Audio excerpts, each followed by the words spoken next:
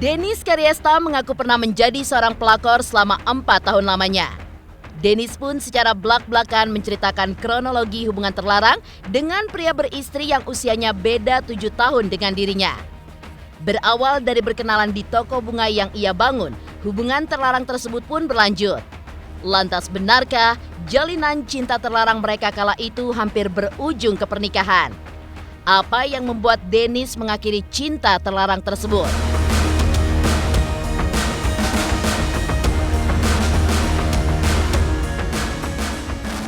Saat menjalin cinta terlarang dengan pria beristri tersebut, Dennis pun mengaku sempat berniat untuk kawin lari hingga ke luar negeri agar jauh dari caci maki orang-orang.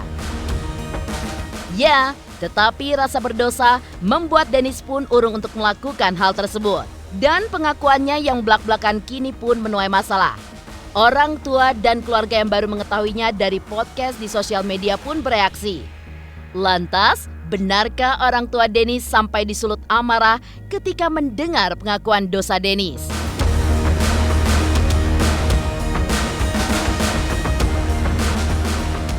Di tengah pengakuan dosanya, Dennis pun juga mengaku telah melaporkan Rasman Arif Nasution untuk kedua kalinya ke Polda Metro Jaya terkait dugaan tindak pidana kekerasan seksual secara verbal atas dirinya. Lantas seperti apa reaksi Rasman atas laporan Dennis tersebut? Benarkah Rasman pun justru menggertak balik?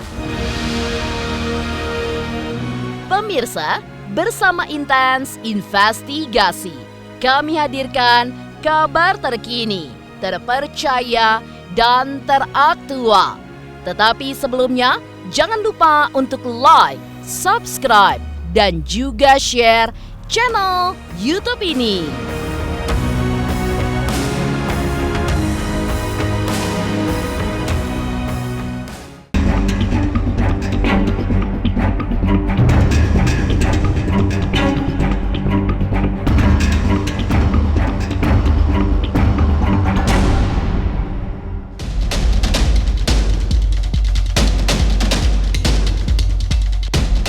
Melalui video podcast dengan pendeta Gilbert, Dennis pun juga membuat pengakuan dosa jika di masa lalu ia pernah menjadi seorang pelakor.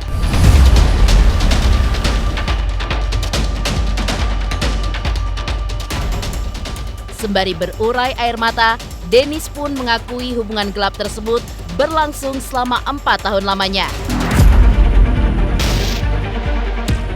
Dennis pun juga mengisahkan kronologi hubungan gelap yang berawal dari toko jual bunga yang ia dirikan. Dennis pun menceritakan jika di tokonya itu hadir seorang konsumen yang adalah pria beristri yang usianya berselang 7 tahun dengan dirinya. Setelah berkenalan dan juga berteman, pria itu pun memberikan Dennis sebuah proyek. 3 bulan berteman, Dennis mengaku dirayu oleh pria tersebut. Dengan berbagai trauma-trauma yang pernah terjadi dalam hidupnya. Dan sekarang kami perintahkan, ia ingin berharga dan berarti buat orang lain. Dan sekarang kasih Tuhan turun dalam hidupnya. Dosa, dan saya merasa berdosa, dan saya meminta doa kepada Pak Gilbert datang untuk didoakan doa pemulihan. Awalnya ya kenalan, terus begitu sama-sama terus begitu awalnya ya terus saya jualan bunga, terus dikasih ada proyek lah ya, terus ada proyek, terus begitu pertama juga saya nggak mau, kan saya tahu beda 7 tahun saya sama dia. Jangan dikira gadun ya, orang kira semua om-om lagi. Netizen kan suka berpikiran bebas, beda 7 tahun, bukan gadun kok, bukan om-om. Terus begitu ya ada urusan itu bunga, terus begitu pertama saya juga nggak mau. Pertama saya anggap dia teman, mungkin tapi dia mendekatinya saya berbeda, memang benar. Terus begitu setelah 3 bulan proyek itu berjalan dengan lancar, terus segitu setelah 3 bulan kita masih komunikasi dengan baik. Habis itu namanya cewek, kalau misalnya dibaik-baikin ya jadi rayu-rayu, jujur, luruh juga. Itu karena semua kita selalu saling meninggalkan tapi hubungan kita baik-baik aja. Gitu. Kalau misalkan hubungan kita tidak baik-baik aja gini kan ribut kan nggak mungkin balik. 4 tahun berkubang dalam nikmatnya cinta terlarang dengan pria beristri, Dennis pun akhirnya mengakhiri hubungan terlarang tersebut. Dirinya mengaku jika hubungan terlarang tersebut diakhiri atas persetujuan dengan pria tersebut. Setelah sekian lama membungkus rapat-rapat cinta terlarangnya, Dennis pun kini mengaku menyesal. Selain itu, Dennis juga merasa berdosa karena ia telah melukai hati istri pria yang juga dikenalnya. Karena itulah, Dennis pun berjanji untuk tidak mengulangi perbuatannya tersebut. Bahkan tidak hanya itu saja, Dennis pun ingin meminta maaf serta menemui istri pria tersebut dan dirinya pun bertobat menjadi seorang pelakor. Itu bukan buka aib menurut gua. Aib itu adalah sesuatu yang masih lu jalankan di belakang, tapi di depannya lu tuh sosok baik di kamera. Terus di belakangnya lu masih jahat sama orang, masih jadi pelakor, masih jalankan. Kan banyak yang kayak gitu kok. Gua mah enggak, gua jujur. Tapi gue berjanji sama diri sendiri dan berjanji sama Tuhan tidak akan mengulangi lagi dosa itu. Karena gue sudah mengalami punya hubungan 4 tahun dan seperti lingkaran setan dan sudah sepantasnya disudahi, dan supaya tidak ada jalan untuk kembali bagi kedua belah pihak biar kita sama-sama enak, gue kontenin aja. Aku ngerasa berdosa, saking ngerasa berdosanya aku nangis karena aku gak pernah nangis sih.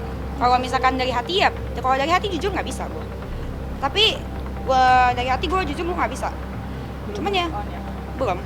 Nggak bisa, nggak pernah bisa. Tapi dari logika ya, lu mau laki lu jangan orang? Enggak lah. Kenapa saya tayangin? Untuk itu ibaratnya kayak pelakor dapat hidayah ya. Ya pelakor dapat hidayah. Kenapa saya tayangin itu untuk menjadi contoh-contoh di luar sana. Jadi untuk jadi pelakor itu memang tidak bagus dan dosa dan sesat dan seperti ada di lingkaran setan. Kenapa gue kontenin itu untuk mencegah juga gue kembali menjadi pelakor lagi. Biar laki orang yang kalau misalkan deketin gue takut gue kontenin. Iya kan? Emang gue gak mau lagi dia pelakor, cukup 4 tahun dan gue minta maaf. Saya tahu saya salah, saya minta maaf sebesar-besarnya. Dan saya janji saya tidak akan mengulangi lagi. 4 tahun bukan waktu yang sebentar, karena saya cinta. Sampai sekarang juga saya masih cinta. Saya mau minta maaf lah sama bini ya. Kenal gak sih sama sosok istri? Enggak kenal. Takut sama Tuhan dan gue merasa bersalah sama dia. Gue merasa bersalah sama anak-anaknya. Dan gue merasa bersalah juga sama emak gue. Dan ya pertama sama Tuhan sama emak gue. Dan sama dia juga.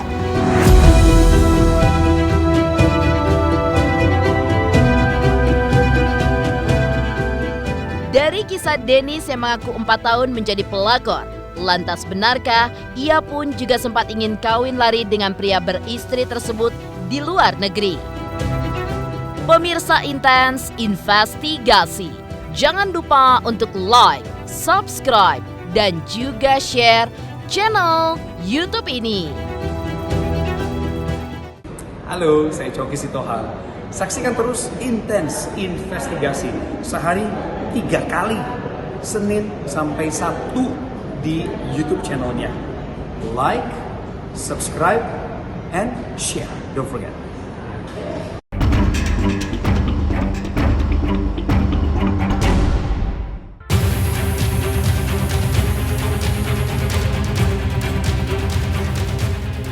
Mengaku pernah menjadi seorang pelakor selama 4 tahun, Dennis Karyesta juga mengaku sempat ingin melakukan kawin lari hingga ke luar negeri dengan pria beristri tersebut. Di tengah kondisinya saat itu, Dennis pun tiba-tiba berubah pikiran dan memilih kabur ke Jakarta. Ya, terpukau oleh pesona dan tebalnya dompet pria tersebut membuat Dennis gagal menjalin hubungan serius dengan pria lain yang mencintainya. Saat itu, Dennis pun benar-benar sudah terjerat cinta pria yang sudah beristri.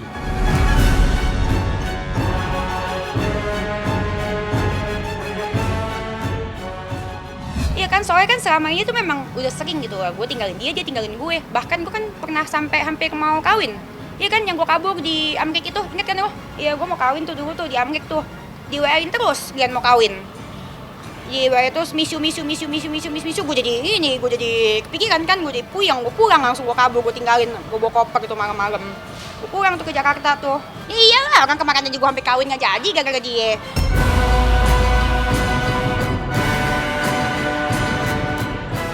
Viralnya curahan hati Dennis yang jujur pernah menjadi seorang pelakor melalui sosial media membuat kisah kelam itu pun terdengar oleh keluarganya sendiri. Ya, keluarga Dennis pun sampai tidak menyangka jika hal tersebut terjadi pada Dennis. Selain membuat keluarganya terkejut, Aksi beraninya ini pun dilakukan Dennis untuk menyembuhkan psikologisnya. Lantas benarkah Dennis pun sampai ditegur dan dimarahi orang tuanya saat mendengar pengakuan jika dirinya pernah menjadi seorang pelakor selama 4 tahun lamanya? Bapak tahu hal ini bagaimana? Ya tadi nggak tahu tuh nonton konten gue. Ya emak gue ya ngoceh lah. Jadi ini gara-gara ini nggak jadi kawin. Kemarin ngomongnya beda, sekarang beda lagi. Gitu. Tapi ya gue sama emak gue emang nggak boleh bohong. Enggak sih, kalau nyokap gue orangnya lebih, yang penting gue senang. Gue beruntung banget, puji Tuhan gue punya orang tua yang sayang sama gue. Jadi nggak apa-apa, sabar aja. Nanti juga ketemu yang benar.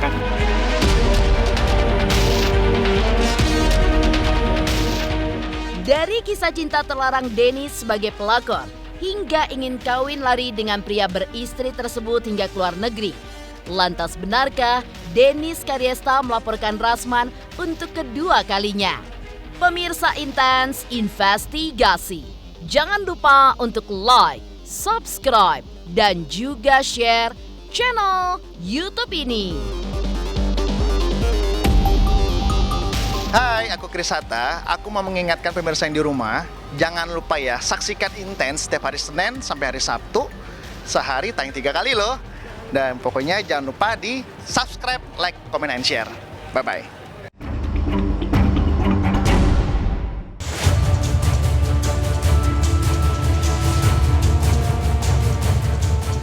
Di saat Dennis mengaku sempat ingin kawin lari dengan suami orang, di sisi lain, perseteruannya dengan Rasman Arif Nasution masih memanas. Setelah sebelumnya mempoliskan Rasman dan juga menjeratnya dengan Undang-Undang ITE karena diduga telah melakukan pelecehan seksual secara verbal. Kemarin, Dennis pun lagi-lagi melaporkan seterunya itu untuk kedua kalinya di Polda Metro Jaya dengan tuduhan melakukan tindak pidana kekerasan seksual secara verbal kepada dirinya melalui media elektronik. Laporan buat si Rasman lah, siapa lagi? Yang kayak kemarin saya bilang, tindak pidana kekerasan seksual dalam bentuk verbal terhadap saya. Terjadinya Juni, jadi kekerasan seksual non fisik atau kekerasan seksual melalui media elektronik, pasal 4, pasal 14. Terus udah gitu tentang kekerasan seksual. Tuh, kalau yang kemarin kan gue lapornya ITE, sekarang yang TPKS. Karena menurut gue Rasman itu udah kriminal dan suka melecehkan wanita dan patut dipenjarakan dan patut diberi efek jerak dan tidak ada lucu-lucunya dan tidak ada contoh baik sedikit pun dari Rasman untuk di dunia entertain. Tapi relatif lebih intelek, lebih independen. Tidak tendensi berlebih-lebihan seperti yang dilakukan oleh saudara Dennis.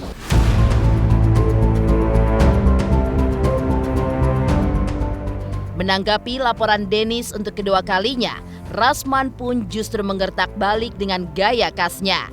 Menurut Rasman, Dennis akan diperiksa lagi oleh penyidik Polda Sumatera Utara terkait laporannya.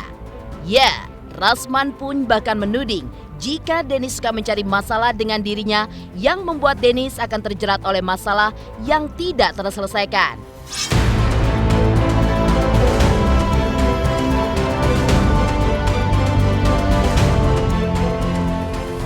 Ini orang yang cari masalah dengan saya, nggak akan pernah selesai ini urusan ini. Dennis hari besok ditunggu. Farhad minggu depan. Richard berikutnya. Datang kalian, saya hadapi. Panggilan sudah jalan. Kita adu ayo. Datang ke sana. Jangan sampai nggak datang kau ke Polda Su, saya tunggu kau datang. Kemarin kan udah datang saya. Iya kan, saya datang ke sana. Abang janji kan, katanya mau ajak saya makan durian ucok. Mau dibayarin, nggak dibayarin, gue bayar sendiri. Makanya gue mau kirim info sama dia. Abang jadi orang harus gentle loh, udah ngomong harus dibayar. Terus tiket saya juga harus diganti loh, rembes tuh bang. Udah gue bayar yang kemarin, suruh gue datang lagi. Ya, gue kira siapa? Gue tuh datang ke sana karena bukan disuruh lu. Karena gue datang ke sana karena gue kooperatif sama Polda Su. Dan gue udah menjelaskan juga kejadian gue itu di Jakarta semuanya. Dan atas undangan mediasinya, Dennis ucapkan terima kasih kepada Polda Su. Tapi Dennis mohon maaf, Dennis akan mengirimkan surat permohonan untuk kasus ini ditindaklanjutin di Jakarta karena memang lokasi di Jakarta. Terus begitu gue kan sibuk ya, nggak kayak Bang Rasman kan ya, kurang klien. Jadi kan ya emang kerjaan gue di Jakarta. Surat permohonan ini berisi kalau misalkan tempat kejadian saya itu di Jakarta semua dan semua saksi-saksi juga mayoritas di Jakarta. Semoga permohonan Denis diterima. Tapi kalaupun tidak diterima, apapun keputusan dari Poldasu, apapun itu Denis siap dan Denis terima. Kita akan menghadapi seluruh yang memfitnah saya untuk berhadapan dengan hukum. Demikian pemirsa, kabar terkini, terpercaya, dan teraktual yang kami hadirkan hari ini.